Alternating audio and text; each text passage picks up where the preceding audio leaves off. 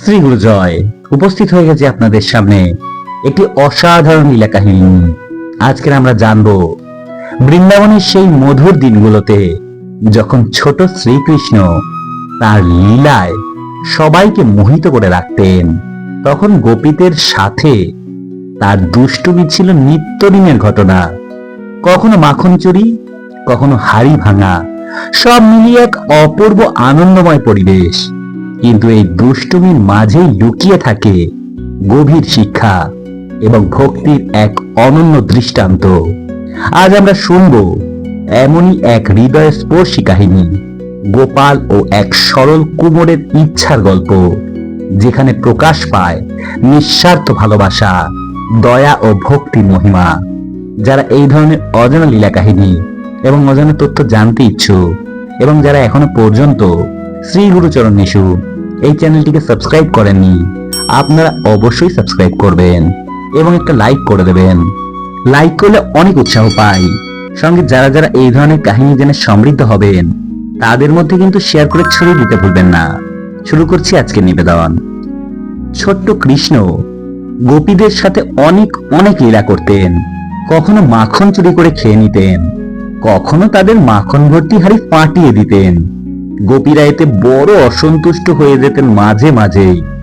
একদিন সমস্ত গোপীরা তার মায়ের কাছে এসে যশোদা মাকে বললেন, তোমার ছেলে আবার আমাদের হাড়ি ফাটিয়ে দিয়েছে, সমস্ত মাখন চুরি করে খেয়ে নিয়েছে সে।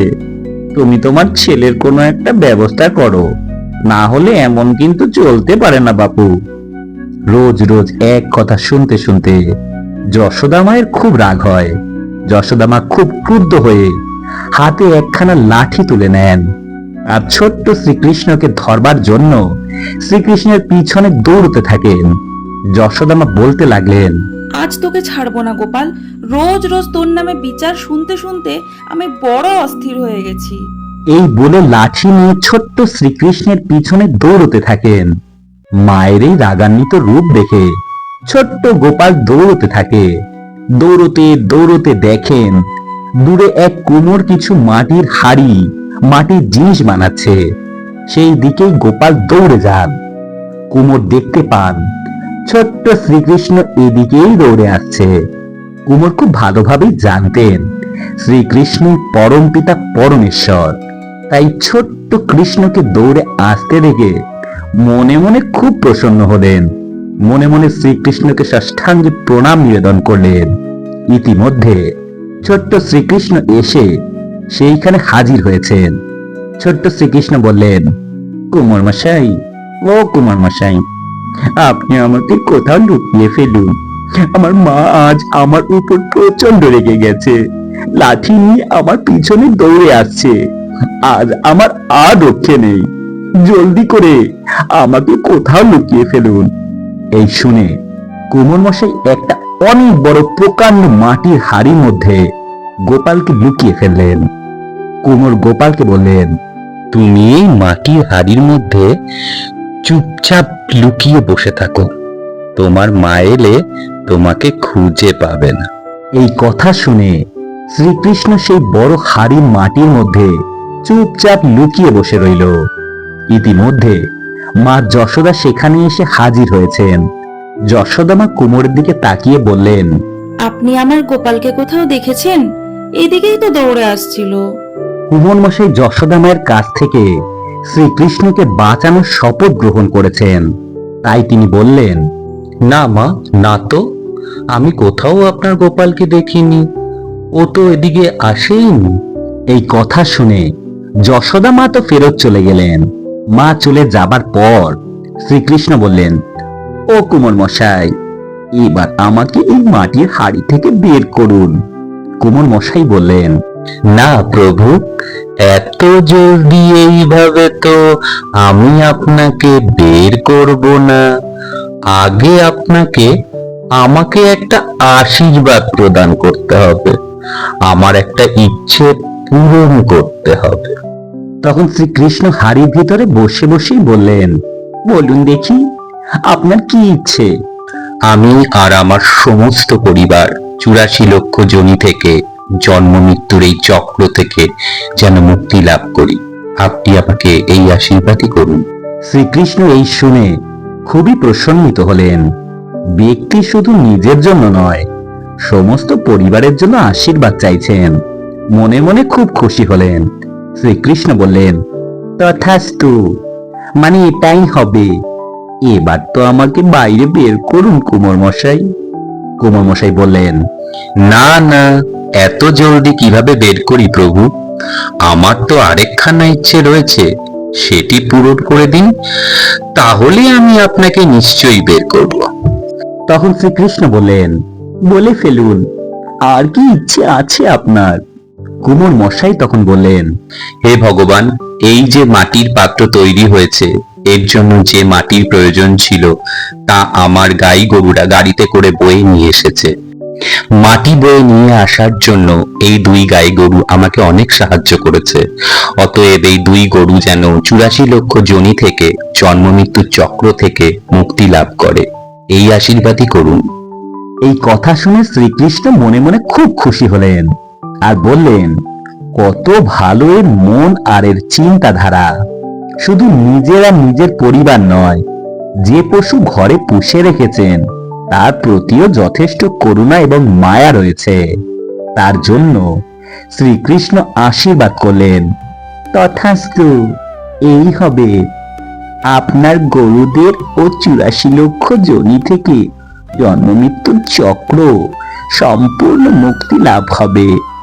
এবার তো আমাকে বের করুন কুমোর মশাই। কুমোর মশাই এই কথা শুনে বললেন, প্রভু, আরো একটা ইচ্ছে আছে আমার, এটি আপনি পূরণ করে দিন, তাহলে আপনাকে আমি বের করবই করব। তখন শ্রীকৃষ্ণ বললেন, সে কি, আরো একটা ইচ্ছে আছে কুমোর মশাই?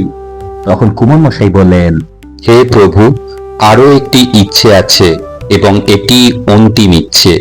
এই ইচ্ছে প্রভু পূর্ণ করে দিন, তাহলে আপনাকে এই হাড়ি থেকে বের করে দেব। উত্তরে শ্রীকৃষ্ণ বললেন, ঠিক আছে, বলে ফেলুন আপনার অন্তিম ইচ্ছেটিও আমাকে।